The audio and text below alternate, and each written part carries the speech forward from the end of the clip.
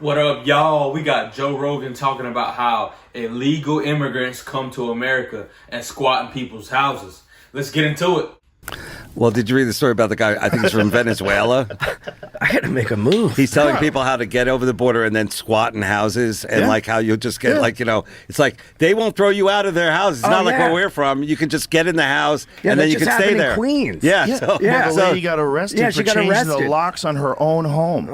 And that to me is crazy. They're also saying in New York, if you're in a house for 30... If I get arrested for changing the locks on my home, if you send cops to my crib to tell me I'm getting arrested for that,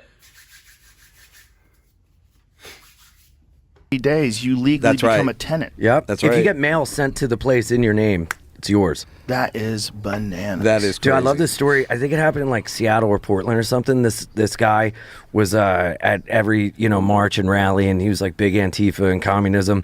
And he met someone there, and the guy was like, "Hey, can I crash with you?" And the guy was like, "Yeah, sure." So he brought him and his girlfriend and stayed on the couch. And after 2 weeks, the guy wouldn't let the homeowner into his own house, and he had to call the police, which is like against their religion. And they were like, "We don't know what to tell you." Holy shit. Yeah.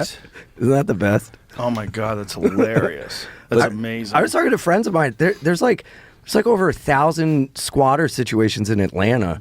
And they're like, well, it's only 1,000. The population is this big. It doesn't really matter. I'm like, dude, 10 people doing it is alarming. Yeah, 1,000 is crazy. Yeah. That means they know how to do it. They know the loophole. Yes. And you need to tighten that loophole up, you kids. People are so smart. They know how to jock the system. 100%, especially criminals and fraudsters, which is the type of person who's got, I mean, you imagine they're filming them. This is my house. Yeah. They're filming. Yeah. And like, I don't give a few. This is where I live now. And they know that you have to pay them to get out. And that's what a lot of homeowners do. But the problem is that another person is just going to jump in. Well, and the eviction process is so long, and you have to hire a lawyer. You have to go to court. And then It's all on the homeowner. And good luck trying to sell the place, because if you're not there in the house, they'll just squat. But they always hold up like a dirty piece of paper. I have a lease, and it's just like a happy face and a house behind it. Yeah. This guy was explaining how he did it. In this YouTube video. He's saying that you get a fake lease, so you drop. not gonna lie, I'll walk in the crib that I paid for and you sitting in my crib. Something gonna happen to you. You gonna disappear off the face of the earth, and I ain't gonna have to worry about it. I'm gonna keep it 100. What do you mean you got a lease to my crib and I can't kick you out? Up a fake lease. You use that lease to get the power and things turn in your name. You pay the bill. Like, there's a bunch of different steps that you can do that just seems to indicate that you are the legal resident, and then they have to take you to court. And it could be months and months before you even get a trial.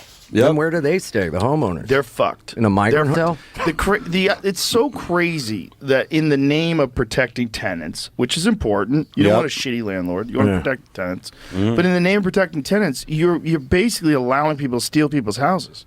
For sure. And not just one. If Atlanta has 1,000, what is the number of people they're squatting currently, Jamie, in the United States? I don't know how you would know that.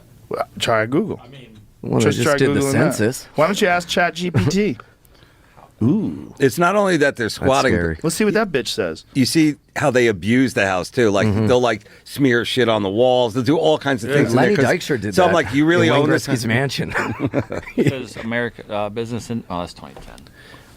Well, No, I Yeah, think but Lenny they- Dykstra did it, and it was his mansion. Yeah, and they were like evicting him, and he's like, all right, well, I'm going to take a shit on the floor.